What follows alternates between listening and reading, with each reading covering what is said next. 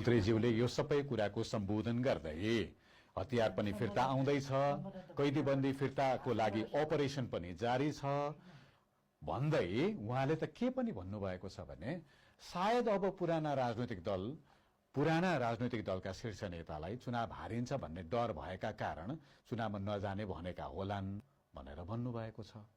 हारिन्छ उहाँले हराउने मन गर्नुभएको होला। के लिएर हराउनुहुन्छ उहाँले? के लिएर? त म उहाँलाई नै भन्छु नि, प्लिज मेरो क्षेत्रमा निर्वाचन लड्न आउनुहोस्।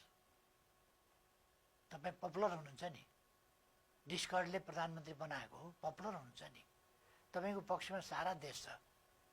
मेरो झापा क्षेत्र नम्बर 5 मेरो ठाउँ हो चुनाव लड्ने। म फेरि त्यहीँ गएर चुनाव लड्छु। म सुशीला कार्कीजीलाई आह्वान गर्छु, तपाईँ आएर जितेर देखाउनु।